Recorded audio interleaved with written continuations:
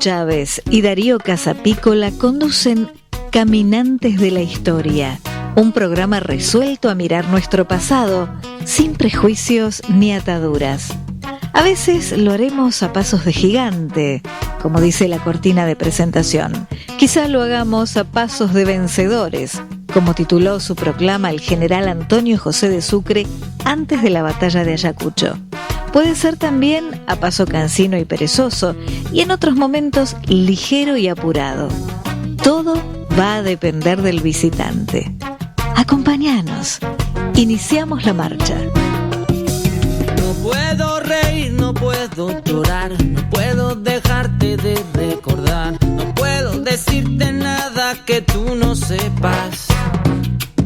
Tan solo puedo quedarme como un idiota, pensando en cosas que me provoca hacer contigo el ni las perdidas. No puedo gritar, no puedo exigir, no puedo contarte lo que sentí, no puedo decirte nada, tú estás tan lejos. Y tú que no sabes nada y lo sabes todo, que me derrites de tantos modos, dime pa' dónde vas con mi vida. Ay, carito, el corazón me queda grande. Cuando yo pienso en ti, yo siento pasos de gigante. Bueno, buenas noches, amigos. Un jueves más en Caminantes de la Historia. Hoy vamos a andar, mejor dicho, a paso tranquilo, a paso cansino, como dice la presentación, a paso colonial o virreinal, porque vamos a hablar de los orígenes de la ciudad de Buenos Aires. Antes, les recuerdo a los oyentes que pueden visitar la página Caminantes de la Historia, entrar por Google, FM Cultura, Caminantes de la Historia, y ahí pueden escuchar a todos los historiadores, intelectuales y pensadores que han venido a este programa, que han sido, por cierto, de altísimo valor intelectual y de pensamiento. Bueno, pero hoy también tenemos una persona, una mujer, en este caso, que ha sido 35 años guía de la Manzana de las Luces. Y la Manzana de las Luces un poco es el epicentro de la política de Buenos Aires a lo largo casi de 300 años. Me estoy refiriendo en este caso a la profesora Ana María Di Consoli. Ana María, ¿cómo te va? ¿Cómo estás? Bien, muy bien, Claudio, gracias por invitarme. No, gracias a vos por venir. No es fácil acercarse a esta hora al programa. Mira, vamos a partir de la fundación de Buenos Aires. Vamos a partir entonces de lo realizado por Juan de Garay. Si bien es cierto que para cualquiera es simple decir, bueno, el centro fue la Plaza de Mayo, pero me parece que la Manzana de las Luces ocupó en aquellos años un lugar muy importante. ¿Ha sido así esto, Ana María? Sí, tal cual. En realidad, la Manzana de las Luces es una manzana más de las tantas repartidas por Garay y, por supuesto, tiene que ver con la fundación, por supuesto, porque es ocupada. Pero fundamentalmente, años después, cuando es cedida a los jesuitas, recién en ese momento empieza a tomar importancia real, ¿no? Esto es lo que se conoce con el nombre de la Manzana de las Luces fue otorgado a algunos vecinos. Claro, en realidad eran 4. Sí. No había ninguna... Sí, por supuesto, tenían que ser personas de determinado rango, acompañaban la fundación, tenían que ocupar la tierra. No siempre fue así, y hay casos, bueno, de trueques de tierra, en Recoleta, por una guitarra, etcétera, o sea, claro, tenían más valor que bueno, el dinero o el tierra metálico, claro, y la misma tierra. Así que la manzana en un momento llega una señora que se llamaba Isabel de Carvajal, y ella le dona a la Compañía de Jesús el predio completo. Bien, o sea, la Compañía de Jesús, digo, según yo tengo entendido, se llegó por primera vez al Río de la Plata aproximadamente entre 1605 y 1610, digamos, casi unos 25 años después de la fundación. Exactamente, ya para 1608 se calcula que estaban en la zona de la Plaza de Mayo, la zona este de la Plaza de Mayo, o sea, frente a la Casa de Gobierno, para que todos nos ubiquemos. Y ahí tienen una iglesia que primero se llama Loreto, porque San Ignacio no era santo, ¿no? Entonces claro, no le pueden poner el nombre de él. Después sí cambia por San Ignacio.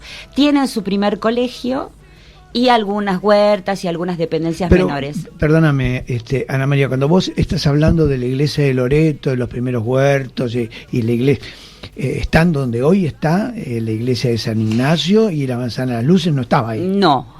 Al recibir, hay un tema fundamental ahí. Primero la donación, que es en 1630. Y después una orden del gobernador, porque ahí estaba el fuerte enfrente. Entonces, cualquier ataque o problema que hubiera, todas esas construcciones entorpecían, en fin. Entonces les pidieron el traslado, porque la plaza en realidad siempre fue la parte que da al cabildo. Claro. No estaba destinado a plaza el sector donde los jesuitas finalmente en la plaza estuvieron. Así que se mudan a la Manzana con todo este combo de cosas para 1661, más o menos 62. Bien, y ahí, bueno, van a la Manzana de las Luces, construyen la iglesia de San Ignacio, y en la Manzana propiamente, ¿qué es lo que tienen? ¿Qué actividad se desarrolla propiamente ahí por aquellos años y en los años sucesivos?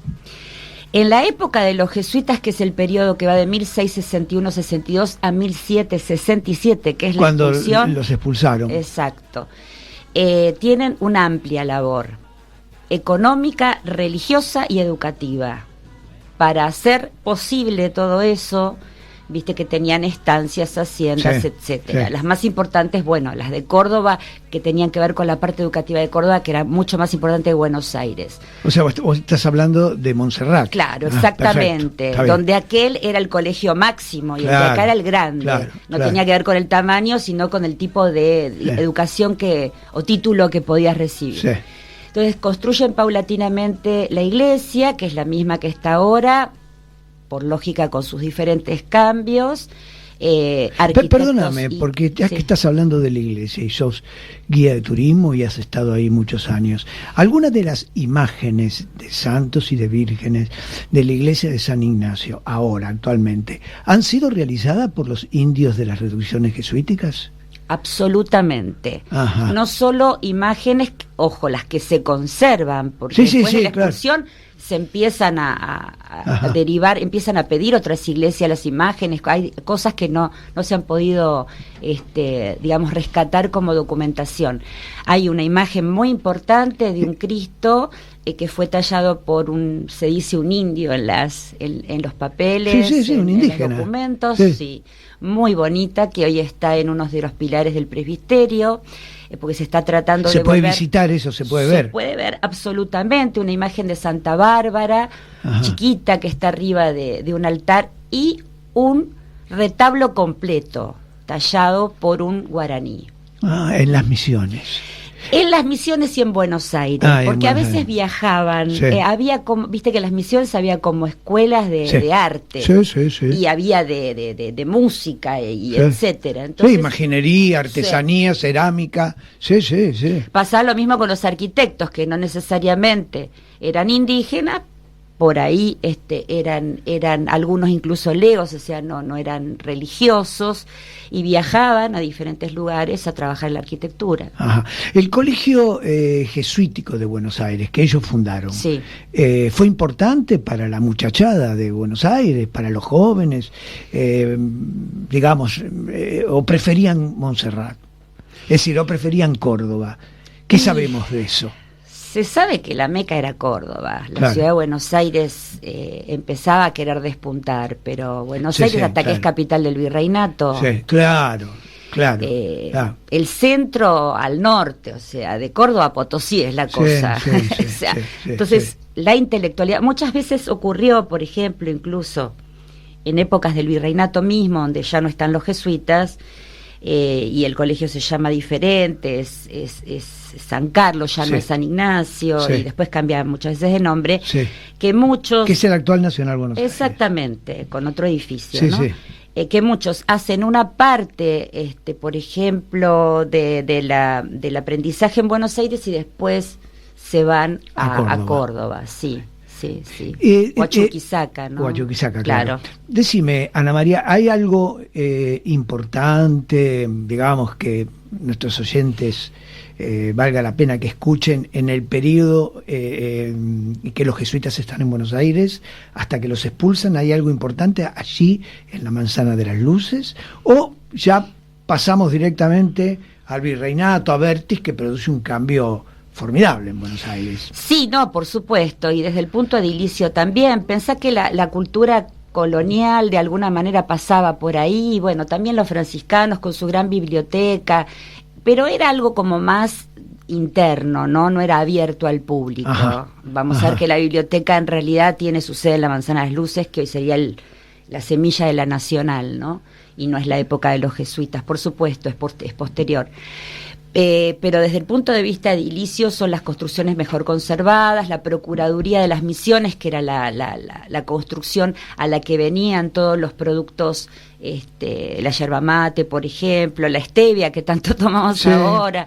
Había una botica importantísima que tenía como... Ahí en la Manzana de las Luces. Sí, y de los jesuitas, que hasta tenía una ventanita tipo de atención permanente. Kiosquito. Un kiosquito y con envase retornable, porque te preparaban el brebaje, el ungüento, lo que fuese que te tenían que dar, y por lo que hoy Calle Alsina te lo entregaban. Y es muy importante porque trabaja Fagner, un gran, no solamente médico, porque se formó con Newton y se formó con Mead en Inglaterra, sino también, como todos los de esa época, además fue un gran viajero por otros lados, releva muchos lugares en nuestro país, sí, también. Así que bueno, ahí era un poco el centro de como una gran farmacia, digamos, que vendía pócima y ungüento. Sí, no muy grande, pero digamos muy necesaria. Muy necesaria también. La concentración, te decía, de productos, el colegio, que no es poca cosa, y la iglesia en sí, que no solo, recordemos, las iglesias eran las iglesias como culto, sino que muchas veces cubrían otras necesidades, catedral provisoria a veces, cuando la catedral se cayó tantas veces, o tantas veces la rehicieron, y así. Bien. Llegamos al virreinato. Bien. ¿No? Sí. Bueno. ¿Qué cosas importantes? Porque me parece que el virrey Vértiz ha sido uno de los grandes virreyes y además transformadores de la ciudad de Buenos Aires. ¿Qué le propuso Vértiz, o qué propuso y qué realizó en la Manzana de las Luces? Después hablaba de unas cositas que haya hecho en Buenos Aires, que han sido muy importantes, pero me parece que en la Manzana de las Luces hace cosas importantes Vértiz, ¿no? Sí, para empezar, se lo considera, viste que uno dice siempre el virrey de las luminarias, en realidad, más que por la iluminación pública que pudo haber puesto en 2-3 cuadras, que aparte era pésima, pero el intento estuvo, por supuesto, por esa idea de iluminación intelectual, ¿no? Claro, tiene que ver con el iluminismo francés, pero ellos eran déspotas ilustrados, y Carlos III lo había mandado a Vértiz, y de alguna manera Vértiz expresa el sistema de ideas de Carlos III, acá en Buenos Aires. Exacto. En realidad tiene una idea fantástica, que también la tuvieron los jesuitas, pero ni Vértiz ni los jesuitas lo pudieron concretar en Buenos Aires, que fue la creación de una universidad. Para eso hacen en la esquina de, hoy sería Perú y Moreno, unas casas de renta, las casas redituantes, en 1780. Esas casas iban a rentar dinero, digamos, para crear o mantener la universidad. Terminaron, bueno, no siendo lo que se pensaba, la historia es muy, muy larga, pero lo que tienen de bueno esas construcciones, no quedan completas, eran 5 casas, quedan 2, es que han sido después sede de otras instituciones, que tienen como un germen en la época del virreinato. Del virrey. Pero hay un periodo importante que es la creación del protomedicato, Ajá. también en la Manzana de las Luces. El protomedicato estaba en la Manzana Sí. de la Luz. Yo tenía entendido que el protomedicato estaba ubicado en la calle Carlos Calvo, sino Humberto Primo. Bien, en realidad está Sí. en lo cierto. Ah, Pero el origen pero ¿y es en yo la tenía manzana. que caminar a dónde iba? ¿A Humberto Primo o iba a la Manzana de las Luces? No, primero Sí. se instala en la Manzana de las Luces, después se muda Ajá. a Humberto Primo, enfrente de la otra iglesia que habían tenido los Sí, jesuitas. claro, que eran los Barbones. Después pasa a los padres sanadores, ¿no? Sí. Los padres que eran hospitalarios. Claro, eran, los llamaban los Barbones. enfermeros. Porque usaban barba. Porque sí, usaban barbas sí, muy usaban. largas. A ver, se me fue lo que te quería preguntar. El protomedicato. No, ahí está, el protomedicato.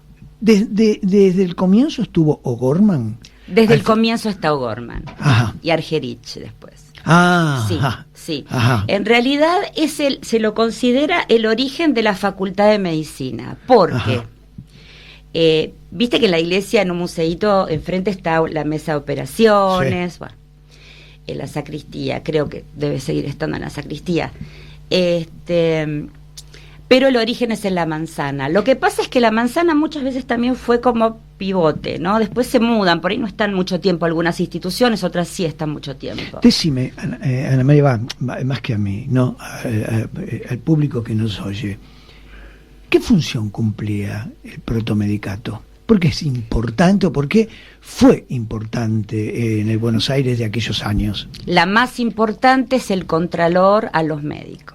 Ajá, sí había. Había Mano ya, Santa, sí, curanderos. sí, sí, era lo propio, el sangrador, el boticario mismo, Claro. Pero ya desde hay una investigación interesante, Emilio Perina, sobre eso y creo que Perina, si no me estoy, del actual director sí, del Archivo General de la Nación. Sí, creo que es de él, si ahora no Está bien. se me hizo una laguna si es Sí. de él. Bueno, la cuestión es que lo que hacen es ver un poco el origen de los primeros médicos, que ya se remontan al 1600, etcétera, ¿no? Posteriormente está el protomedicato. Fundamentalmente hacen eso, regular el ejercicio ordenar ilegal. y dar garantía de idoneidad a la población de Buenos Aires, que por lo menos el que le daba un remedio o una atención fuera una persona más o menos entendida. Exactamente, un poco regular el ejercicio desde lo legal, por ahí, por decirlo de alguna manera, y crear un poco, a formar a los primeros médicos, ¿no? Y un chisme. El hombre O'Gorman, Tomás creo que se llamaba, no recuerdo bien, ¿qué vínculo tenía con la que luego fue conocida como la Perichona, digamos? O sea, la mujer de otro O'Gorman, pero que supongo que no es el O'Gorman del protomedicato. Es el O'Gorman del protomedicato. ¿El marido de la Perichona? Claro, el que tiene esta relación, es que ella después tiene esta relación con Liniers. Con Liniers, sí. Sí. Bien. Sí. Bueno. Es claro, que es la abuela de Camila. Sí, es la abuela de Camila. De Camila. Decime, Ana María, ¿pero hay un teatro o no hubo un teatro? Sí. Porque en este asunto de las luminarias, de poner un poco de divertimento. ¿Cómo? Enfrente, en realidad. Porque la manzana de enfrente, que también es con frente por calle Perú, pero con espaldas por Chacabuco, en la esquina sería, hoy es parte del sector perdido por la diagonal sur, ¿no? Ajá. Enfrente de la fachada por Perú que dice universidad, sí. Enfrente ahí estaría más o menos. Pero enfrente ahí la ranchería. ¿Está el Monumento Roca? No. Un poquito más para, digamos, Moreno, para el lado de Belgrano. Ajá. Lo que pasa que es la parte perdida de la manzana cuadrada, de la cuadrícula, la corta la diagonal, en el año 1931, ¿no? Claro. La manzana también es cortada. Claro. Se hace una enorme ochava ahí en la esquina. Bueno, volviendo al tema de los divertimentos, que no eran como muchos, claro. Más que las tertulias, Sí. etcétera, la ranchería, que estaba enfrente de lo que llamamos Manzana de las Luces, que también eran terrenos de los jesuitas, en realidad primero fue, el lugar donde los indios que venían de las misiones se ubicaban y demás y permanecían. Después de la expulsión, cuando se crea la Junta de Temporalidades, que fue un poco el organismo que va a administrar los bienes de los jesuitas, la ranchería en la época de Bertis va a pasar a ser teatro de la ranchería, famoso, claro, ¿sí? Claro. Donde Trinidad Guevara va a brillar como actriz y demás. Ajá.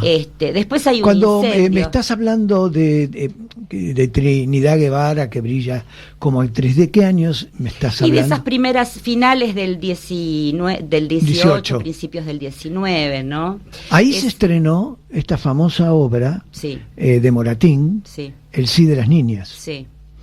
Me llamaba la atención porque se estrenó con 3 meses de diferencia entre España, o sea, Madrid y Buenos Aires. Y al parecer, vos dirás si conocés o no, pero digo, al parecer Moratín, que era un funcionario, digamos, a ver, en aquellas épocas esta palabra se usaba. Era una especie de cagatintas, es decir, de empleado de algún ministerio, descubrió todo un proceso judicial en el cual Mariquita Sánchez estaba haciendo para poder casarse. Y le gustó el tema, se interesó, leyó eso y escribió El sí de las niñas. Y al parecer El sí de las niñas tiene de manera colateral la problemática de esta mujer, ¿no? De Mariquita, que... Mira, vos no conocías esa historia, pero de Mariquita debe ser, claro, el ella proceso comienza con Thompson. Thompson, claro, porque ella la quieren casar con un hombre muy grande. Totalmente. Entonces ella dice que no. No. Ella dice que no. No.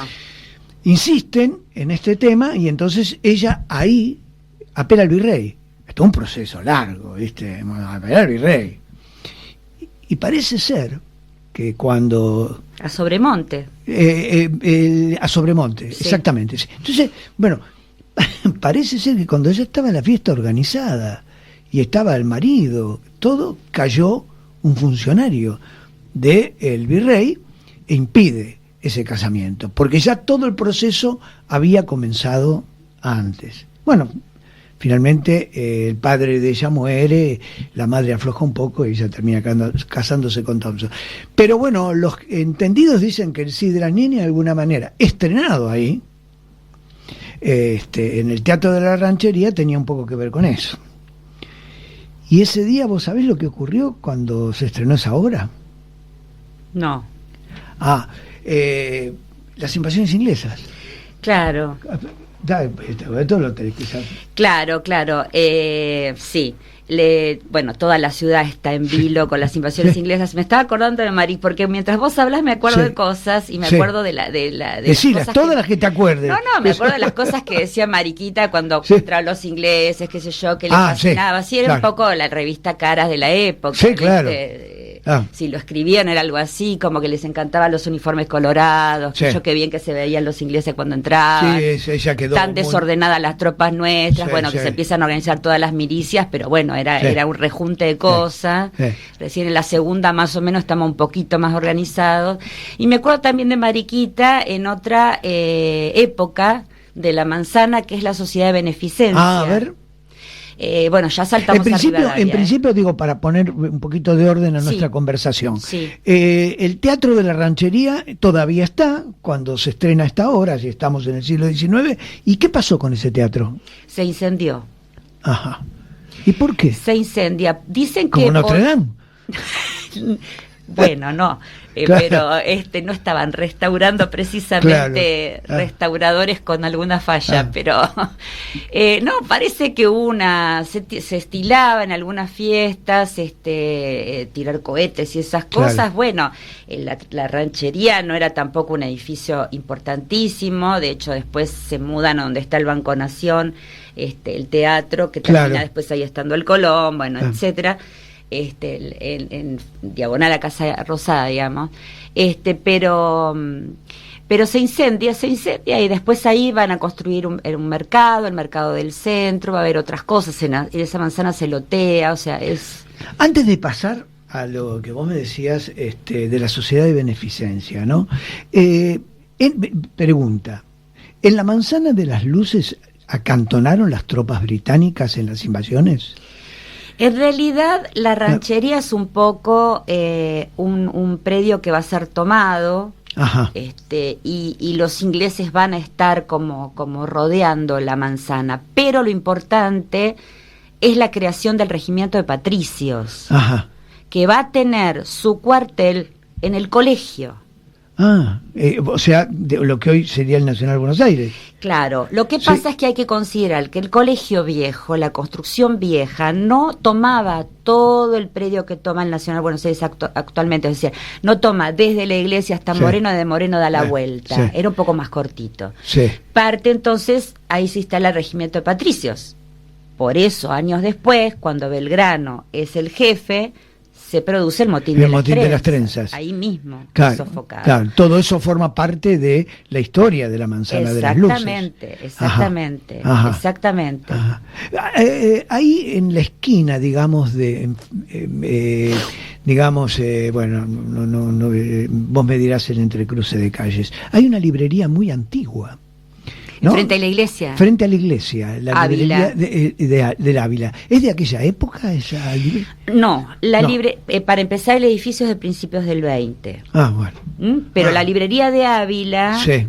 que lleva el nombre por los actuales dueños, Sí, claro. fue la librería del colegio originalmente. Claro. Ah. Sí tiene un antecedente importante porque desde mediados del siglo XVIII ahí hay una librería, un poco también botica, un poco un rejunte de cosas, no solo Sí. vendían libros. Sí. Entonces la tradición de librería está ahí, se considera el predio de librería más antiguo que tendría, por eso dice la librería más antigua en pie que tiene la ciudad de Buenos Aires. Y te hago otra pregunta, ¿había ahí en las cercanías o en la propia Manzana de las Luces algún bar, digamos, restaurante o bodegón? ¿Había alguno? Sí, un montón. Ajá, Para ¿hay empezar, algún- en diagonal a la manzana, el famoso café de Marco. Claro, el o café de de Malco, Marco. como dicen algunos. Sí, sí. O de Marcó, como dicen otros. Claro, claro. ¿Dónde que quedaba con precisión? Y sería exactamente en diagonal a la iglesia de San Ignacio. Ajá. Sería Bolívar y Alsina, ¿no? y Alsina. Ah. Frente a Ávila y en diagonal. Ahí estaba el café de Marco. Ahí está el Qué café de importante. Marco. Sí. Muy importante, porque en la época de las invasiones ya estaba, posteriormente tiene mucho que ver con la época de la Revolución de Mayo, tiene que ver con muchas reuniones y arengas, tiene que ver después con otras instituciones que se van fundando.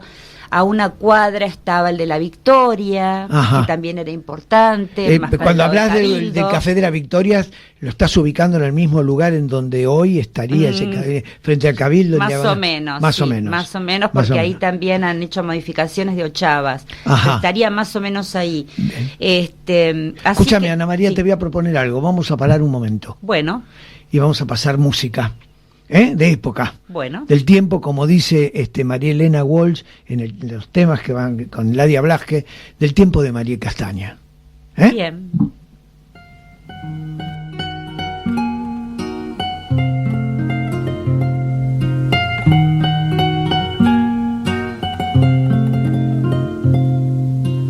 Ya se murió el burro que llevaba la vinagre, ya no llevo días de esta vida miserable. Que tururururu, que tururururu, que tururururu. tú. Estiró la pata, arrugó el hocico y con el rabo tieso murió de improviso. Que tururururú, que tururururú, que tururururú, que la culpa la tienes tú. Todas las vecinas fueron al entierro y la tía María tocaba el cencerro. Que tururururú, que tururururú, que tururururú, que la culpa la tienes tú.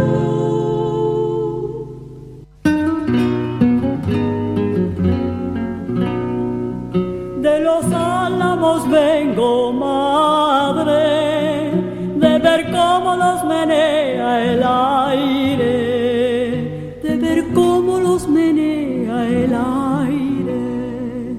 De los álamos de Sevilla, de ver a la mi linda amiga, de ver cómo los menea el aire.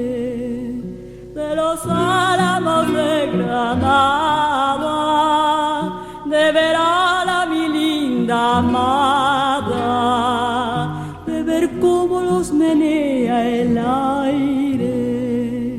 De los álamos vengo, madre, de ver cómo los menea el aire, de ver cómo los menea el aire.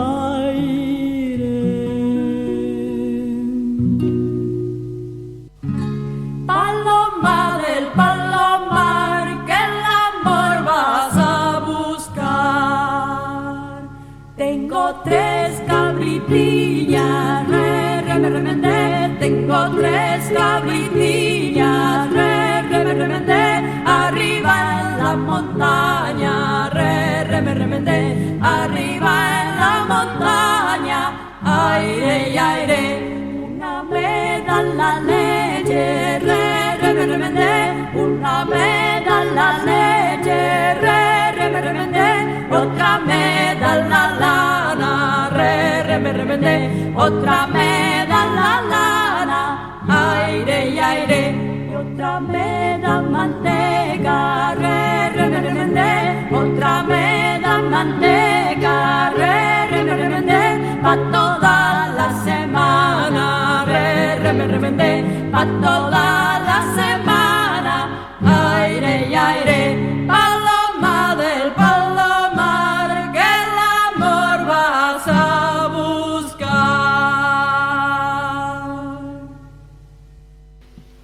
Bueno, Ana María, estamos nuevamente acá. Pero vos mientras sonaba la música me dijiste, ay, se me pasó algo. Sí, se me pasó una cosa muy importante en la época de Vértiz, que tiene que ver con nuestra cultura, que es la creación de la imprenta de Niños Expósitos. Ajá. O sea, la casa de Expósitos estaba en otra manzana, cerca, ahí enfrente, pero la imprenta... A ver, escúchame, espera, sí. Para que la gente que nos escucha, para vos esto es pan comido. Pero claro, no te creas. No, me refiero, ¿qué era la casa de Niños Expósitos? Expósito es expuesto. Bien. O sea, el chico huérfano, la mamá que no lo quiere tener. Vos pensás que hasta la creación de la casa, porque esto es importante, uno dice la casa de Niños Expósitos. Sí, claro, por eso... Pero te dejaban, el chico, por ejemplo, la señora que no quería tener el bebé, te lo dejaba en la puerta, pongámosle, de la catedral. Sí. Había jauría de perros, perdón, lo gráfico, pero No, entonces pero se crea la casa de Niños Expósitos con el fin de dar cobijo a estos chiquitos. A los chicos de la calle. De la calle. Esto me parece, realmente esto que estás diciendo me parece que es una cosa extraordinaria, pues eso es Vértiz. Eso es Vértiz. Y además hay, a la gente también le puede parecer una cosa rara. Bueno, hoy se saben más las cosas y la gente lee mucho más sobre esto y está buenísimo que le interese. Había un torno. Ajá. Entonces, la mamá podía poner el niñito allí, giraba el torno, tocaba una campanita y de adentro sabían que el bebé lo daban vuelta y estaba dentro. No se moría de frío, no perecía. No tenía que mostrar la cara a la madre. Tampoco. No tendría que avergonzarse ante alguien. Entonces es muy buena obra, y esa obra está mantenida con la imprenta. Ajá. Y acá también podemos enganchar rápidamente que la imprenta viene de Córdoba, era una imprenta de los jesuitas, una imprenta que habían traído de Europa, a diferencia de otras imprentas que hacen en las misiones jesuíticas, las construyen en las misiones jesuíticas. Esto tiene que ver con la obra cultural de ellos, con la divulgación de ideas, de libros que incluso en la época de los jesuitas no estaban, digamos, bien vistos, pero que ellos tienen y uno lo puede ver en las bibliotecas, salvo los que se han quemado, no sé, pero bueno, cuestión que se imprenta. Sí, porque en la quema del año 1955, en la quema de las iglesias se quemó mucho material, fundamentalmente de la época jesuítica. El archivo completo de los jesuitas que estaba en la sacristía de San Ignacio se incendió. ¡Qué barbaridad! Bueno.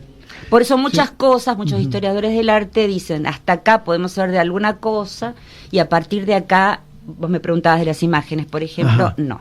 Bueno, volviendo al tema de la imprenta, esa imprenta que está como desarmada, qué sé yo, la termina comprando Vertis, la trasladan a Buenos Aires, la colocan en la ex procuraduría, donde también va a estar el protomedicato que hablábamos, y ahí se imprime el Telégrafo Mercantil, la Gaceta de Buenos Aires, el Correo de Comercio de Belgrano. O sea que más o menos de 1790, por poner un año redondo, a 1825, la imprenta ahí funciona. Tenemos periodismo. Tenemos periodismo. Y los chicos que operan la imprenta son los chicos más grandes de la Casa de Niños Expósitos. Muchos de los que trabajan en la imprenta son chicos de la Casa de Niños Expósitos. ¿No? Entonces, quiero agregar algo. Pero yo tengo una profunda admiración por Vertis, ¿no? Yo también. Claro, una profunda admiración. Y si bien no tiene que ver con con la manzana de las luces, o sí, vos me lo dirás, también él creó lo que se llamó la residencia. El lugar en donde iban las mujeres abandonadas, dejadas por los hombres, las mujeres delincuentes, las prostitutas. Entonces la pregunta es si eso también estaba ahí en la manzana. No estaba en la manzana, no. Estaban instituciones más bien culturales o ese tipo de cuestiones, pero no era el lugar donde viviera nadie. Cuando yo mencioné las casas de renta de la esquina de Perú y Moreno, eran casas que se construyen, primero porque se crea el virreinato, Buenos Aires no era ediliciamente una ciudad modelo, empiezan a construir un poco más alto y ahí viven funcionarios o alquilan personas en general. Pero no es que viviera nadie más que, en ese caso específico, las casas. Perfecto. No había, digamos, habitaciones para nadie, ¿no? Bien. Bueno, entonces, ¿qué te parece si pasamos a la Sociedad de Beneficencia? Que también funcionó ahí, me dijiste, pero mucho tiempo después. La Sociedad de Beneficencia, ya ahí estamos con, Rivadavia, ministro, exactamente, primero ministro de Martín Rodríguez, uno de los 3 ministros. Claro, y otra etapa importante, porque en la manzana siempre se puntualizaba como la primer gran etapa de los jesuitas, la etapa de Vertis, que es fundamental, la de Rivadavia. También. Bueno, y en el caso de la Sociedad de Beneficencia es muy, muy importante, me recordaba Mariquita y tantas otras mujeres, que incluso desde antes, desde la época de la Revolución, vos viste cuando se forman las milicias y demás, van y tocan la puerta de los cuarteles, o sea, uno tiene la idea de la mujer como, bueno, esto lo pueden por supuesto charlar mucho mejor historiadores que han tratado el tema especialmente. Sí, yo lo he tratado en un libro, se llama Las mujeres en las invasiones inglesas y en la Revolución de Mayo, pero no soy yo el que habla. Con lo cual Mariquita es por ahí la figura más conocida, pero hay un montón de otras mujeres que trabajan arduamente. La creación de escuelas para mujeres, se llegó a decir que había más alfabetización de mujeres que de hombres en la época en que ellas colaboraban, o sea que es una etapa importante que hacía obra realmente, o sea, la mujer está como un poco solapada desde los escritos de esa época y por Yo ahí... diría que sí, está bien, de los escritos de la época. Está solapada, digamos, no ocupa cargos públicos, pero es la jefa de la casa. Totalmente. Es la jefa de la casa, es la jefa de la familia. Totalmente. Y ahí adquiere un poder, que es un poder que está en la vida privada. Y yo no sé qué es más importante a esta altura de mi carrera de historiador, si la vida pública o la vida privada, en lo que hace a la cuestión de poder. ¿Sabés por qué te lo digo? Porque cuando uno analiza las cartas que Guadalupe Cuenca de Moreno le envió a su marido, que él nunca leyó, los informes políticos que ella pasa son de una precisión, en donde uno se da cuenta que ella participaba en la vida política al mismo nivel que su marido. Está bien, no ocupaba un cargo público, pero en la vida privada uno se da cuenta realmente el poder que la mujer tenía. Pero seguimos contando, entonces. Estaban detrás permanentemente, y bueno, en fin, llevan adelante muchas cosas, bueno, por supuesto, algunas incluso guerrean en la independencia. Sí, claro. Recién ahora, en estas 2 últimas décadas, pongámosle... Una de las que pelea es Manuela Pedraza. Por ejemplo. Claro. Entonces, bueno, eso tiene que ver también con la Manzana de las Luces. Otro tema importante me parece la creación de la Universidad de Buenos Aires. Ajá. Y de la legislatura, que si bien tiene perdóname, que un poquito antes, porque no me lo aclaraste. ¿Qué función cumplía la sociedad de beneficencia? La de justamente el hueco que ocupaba el Estado, entre comillas, lo ocupaba la sociedad de beneficencia. Como eran señoras de dinero y demás. De la élite porteña. Exactamente. Ellas podían crear o fundar cosas y mantenerlos, ¿no? Además, los contactos, obviamente, bueno, como ocurre en la actualidad, ¿no? Sí. Los contactos que podían tener a nivel social y demás generaban que pudieran crear cosas. Así que eso me parece importante de la manzana. Eso y estabas ahora, yo te interrumpí, perdóname, perdón. sobre el tema de la legislatura. Sí, bueno, ahí estamos también ya en la época de Rivadavia, un poquito antes en realidad, desde el año 1820, la anarquía, todo ese problema que hay. Y la idea de cuando cae, digamos, el intento de constitución de 1819, en la batalla de Cepeda, entonces cada provincia va por su lado. Exacto. Hay como una disolución, una arréglense como puedan, ¿no? Y Buenos Aires se arregla bien como puede. Se arregla muy bien, porque además tiene con qué. Claro. Tiene el puerto, en fin. Entonces, ahí la figura, hay muchas figuras, pero bueno, la figura ahí preponderante, un poco organizadora, es Martín Rodríguez, y Rivadavia va a ser uno de sus ministros cuando él lo eligen gobernador. La creación de la legislatura, en realidad, se crea en paralelo con los cabildos. Después la legislatura va a disolver los cabildos de Buenos Aires, porque se chocan, ¿no? Sí. Entonces, y funciona, de hecho, primero se reúnen en la sala capitular del cabildo, los primeros 12 eran nada más legisladores. Después, un poquito en el antiguo consulado, donde está el Banco de la Provincia de Buenos Aires, ahí en San Martín al 100.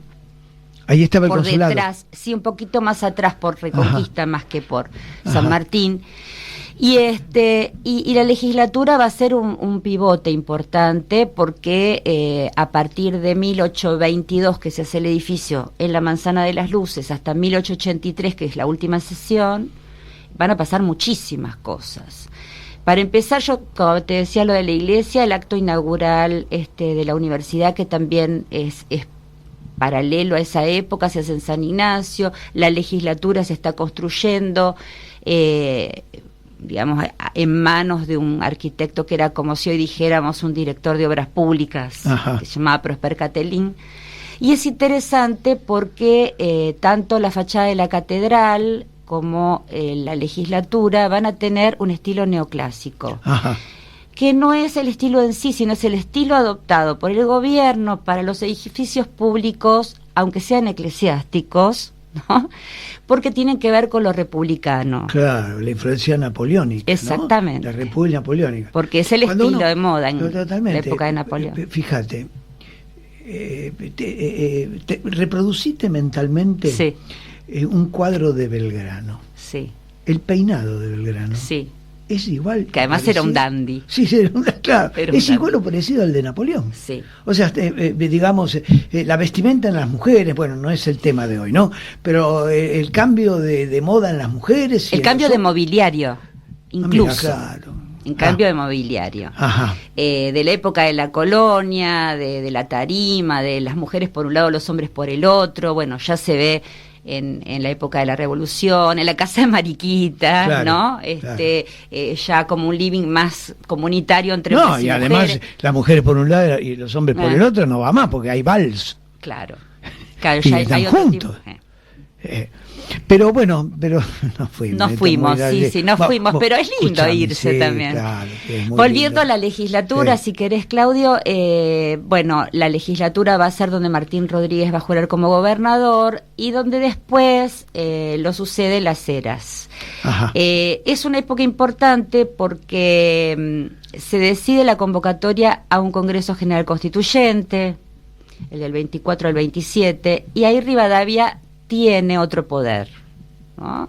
Ya sobresale porque es parte de ese momento histórico y lo eligen presidente de las provincias no tan unidas del Río de la Plata, claro, como claro. decía Chiaramonte. En realidad, ¿sabés qué?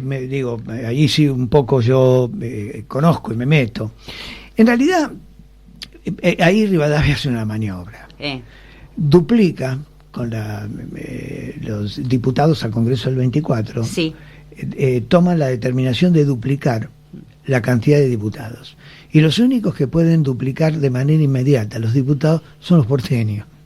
Porque los hombres del interior del país no pueden llegar y por otro lado tampoco las provincias tienen dinero para bancarlos en Buenos Aires. Entonces, con esa duplicación de porteños es ungido presidente. Entonces, bueno, pero de todos modos había una ley que determinaba que si las provincias, la ley fundamental se llamaba, Sí. que si las provincias rechazaban la Constitución sancionada, no había Constitución. No fue como el Congreso del 53, en donde las provincias no tenían la posibilidad de rechazar, porque el Congreso de Santa Fe estaba por encima de los gobernadores, pero en este caso no. En este caso, de modo que, si bien Rivadavia es ungido presidente, las provincias también tuvieron derecho a decir no, porque se estaban habilitados por la del 24, pero esto es aparte. Sí, de hecho después retiran sus diputados, etcétera, ¿no? Y Rivadavia no tiene más que renunciar. Sí, no tiene, O sea, por ahí se complica todo con la guerra contra el Brasil, con la guerra con el ruptura Brasil, de Rosas etcétera. con él, en fin. Exactamente. Está el primer gobernador federal, Dorrego. Claro. Bueno, después de la muerte de Dorrego, Lavalle, bueno, todo eso que se sabe ya. Te hago una pregunta, no sé si al oyente le interesará, pero a mí sí. Los debates del Congreso del 24 para sancionar la Constitución del 26, ¿se hacen en esa legislatura? Se hacen en esa legislatura. Ajá. Es digamos, el lugar de reunión oficial. Bueno, se hacen unas reformas incluso, porque bueno, había más gente de la prevista. Y dicen que se llenaban todos los palcos, realmente, porque la sala tiene es un hemiciclo Sí.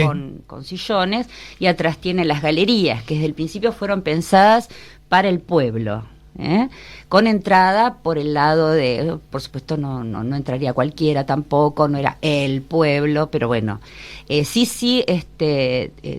me estaba acordando un tiempo ya más adelante, cuando sigue siendo legislatura de la provincia, había 2 patios que habían sido las antiguas casas, porque para hacer la legislatura se demuele una de las casas de renta de la época de Bertis, y el pueblo entraba por el lado de lo que sería Moreno, por la entrada, decían, de la biblioteca, y ocupaba los palcos, ¿no? Entonces había 2 cosas interesantes. Una, que los patios se transforman en los patios para el desahogo del pueblo, o sea, los cuartos intermedios, Sí. el pueblo sale al patio. Sí, sí. 2, que dicen que muchas veces desde los altos del colegio se veían como se trompeaban en los patios. 3, que para 1860 más o menos sacan una noticia que dice que se prohíbe a todos los hombres, porque las mujeres no entraban a la legislatura, ingresar con capa y bastón, porque el bastón era estilete y la capa ocultaba armas, puede etcétera. ocultar, O sea, que claro, evidentemente claro. si hay una prohibición porque algo Decime, pasó Ana María, ahí. te voy a interrumpir Sí. porque nos está quedando poco tiempo y tengo dos cositas que tengo en la cabeza que me están dando vuelta. Se cometió un horrible crimen ahí, ¿no? En Sí. esa legislatura, o sea, en la manzana. Sí, hay 2 horribles crímenes, uno del siglo 2. XX. que Estás hablando de la noche de los... Exacto. No, está bien. No, está bien. Vamos primero. Vamos para atrás. Claro. Sí, no, un crimen fue un juego de palabras. Sí.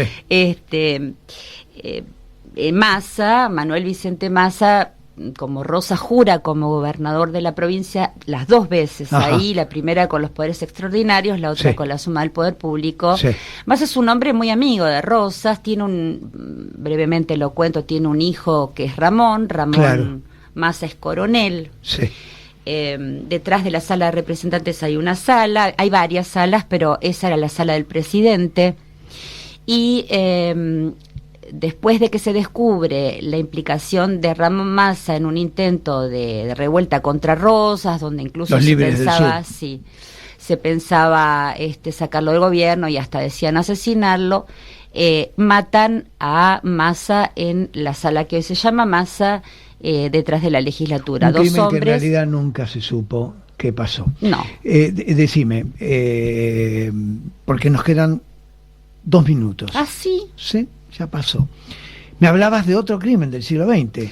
¿Qué pasó? Sí, Le ponemos el título son 2 que- cosas distintas, Sí.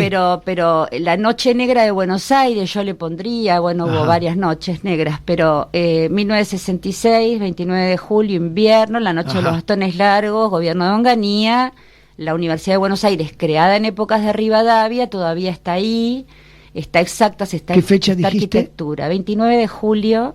Un mes después, casi un mes y pico después de la asunción de Onganía. Sí, ¿qué pasó? Así que, bueno, se le empiezan a quitar la autonomía a la universidad, pues básicamente es eso, se suprimen los centros de estudiantes, hay una serie de cuestiones. Es importante consignar que no solo están los alumnos liderando, sino también los profesores, incluso los catedráticos, los directivos de la universidad. Y el punto más importante es... Perdóname, Sí. toda esa parte donde funcionaba la universidad, hoy sigue estando... ¿No? No, porque después hay una demolición Ah. parcial, pero por suerte no total, pero ocupaba, lo que pasa es que la universidad fue ocupando primero la Procuraduría, donde dijimos los jesuitas estaban, después estuvo la imprenta, después estuvo etcétera, que de hecho ahí hay un frente que dice universidad, una parte que queda vacía en el medio y la parte de Moreno, donde estaba arquitectura ya para esa época, hacía 30 años. Ajá. Y había estado ingeniería. Así que quedaba parcialmente alguna parte, y sobre todo porque eran los centros estudiantes más combativos. El de ciencias exactas. Claro, porque no es exacto, esto fue en todo el ámbito universitario, pero es como hoy la universidad no tiene las facultades en el mismo lugar todas juntas. Ajá. Quizás por eso no estén todas juntas en la ciudad universitaria. Claro, bueno, puede ser, desconozco. Hay una teoría, dicen A que ver. la universidad no tiene todas las sedes, porque Ciudad Universitaria era de todos los centros, y hay quien piensa que después del Mayo francés, etcétera, se separan las obras también por una cuestión política, porque todas las facultades juntas en un solo lugar. Podría ser un problema. Sí, fíjate Y sí, dónde está sí, bueno, eso es- Filosofía y Letras. Claro, acá En la calle. Puan, en Caballito. En Puan y Caballito, claro. Bueno, es imposible. La década del 60 es una década en todo el Sí. mundo de ascenso de la conflictividad estudiantil. En todo el mundo, sí, en Berkeley, en Francia, en todo el mundo, la Universidad de Buenos Aires. Es decir, ese día ingresó la Guardia de Infantería a la universidad y lo sacó a bastonazos. La noche Sí. de los bastones largos, pues. Sí, tengo una brevísima anécdota reciente, que es que Nos va quedando un minuto. Bueno, sí. Un antiguo participante, involuntario, electricista, un día se está sacando una foto con el cartel desde la foto de la noche de los bastones largos y dice, yo estaba de casualidad, me bastonearon, me metieron en la cárcel, qué sé yo, y ahora me vengo a sacar la foto porque estoy vivo. Porque estoy vivo. Eso fue hace pocos años. Ana María, muchas gracias por tu participación. Te agradezco tu verborragia. Y le digo a los oyentes que el jueves que viene va a estar el historiador Julio Luqui Lagleize. Buenas noches y hasta el próximo jueves.